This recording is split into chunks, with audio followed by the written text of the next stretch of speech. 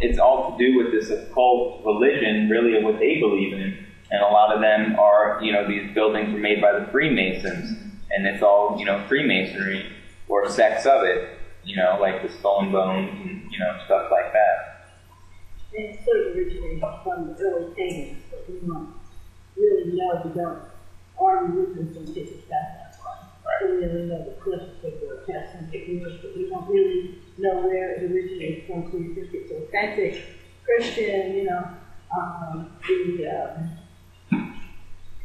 one of the things he was talking about, the headdress that the Pope wears. Right. That comes Mushroom?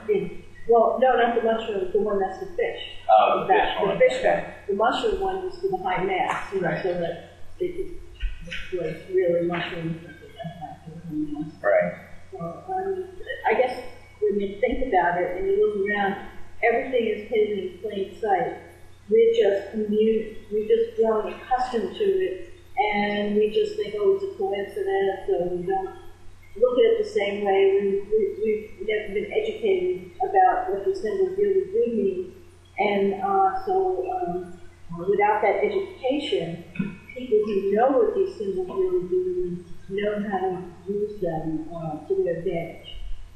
And you can say it's evil, but to me it's all about making money, power, and control, which none of this means power and control. So, like it depends how they do it and how you look at it. Yeah, it doesn't seem fair. It's definitely it's misleading people is evil, for their own power. Power corrupts, absolutely. It always will, it always has. And it's like we just repeat history. We've seen the same thing over and over. But I think it's going to be worse this time because they've gotten, a lot further from where they were, Well, there's so much power and money in the hands of a few, and these are secret societies. These aren't things that we know. There's so many levels of hidden information that even people up the ladder of the chain of command don't even know the whole picture. So it's sort of like your chess game. Unless you're accustomed to playing chess, if I was going to play a game with Justin right now, with the basic knowledge I have, Justin would know every move I make. He's using me around the chessboard because I don't know what I'm doing.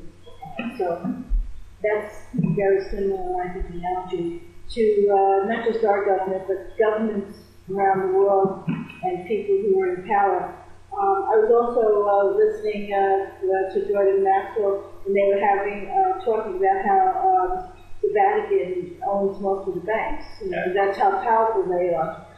And they are actually the CIA, which is the Catholic Church. So they are very much involved in our politics, although we say we keep church and state separate. On the in the background, it's not. In the forefront, it looks like that. So, and matter of fact, I think they even have the Vatican or our satellites surrounding the sun or the moon, I think. And so why are they so interested? I wonder if they're wondering if they know about these ETs that are coming out and they want to be like the first to uncover this being a spiritual thing coming from the Catholic Church and the November Church. So these things that are sacred are really sacred because of money, not because they're really sacred. Jordan Maxwell was talking about between the northeast tip of Russia to, I think it's across to central western Africa. And so you're going, and this is how we make the cross. And then we're going from Ireland, England to India. So that makes the cross. And what's in the middle of that is the holy city of Jerusalem. And what is Jerusalem? It's the place where all the money has to go through. It's the place where all the bartering comes through. And that became very sacred. And it's still very important today. But who knows? Jerusalem seems like an ancient site that you would go on a pilgrimage to or something. You don't realize that you still have to pay to go through that city. And that's why it's been such a hotbed of a lot of terrorism and right. There's nothing holy about Jerusalem. It's holy because of the money. It was actually one of the most corrupt, evil places you'd ever want to go to. Right. And people all over the world have a stake in Jerusalem. That's why the United States is so much for Israel and keeping Jerusalem, because that sort of keeps that little bit of leverage onto our side of the equation. So there's so many different interesting things that come up in our symbols and behind the scenes of how our government works.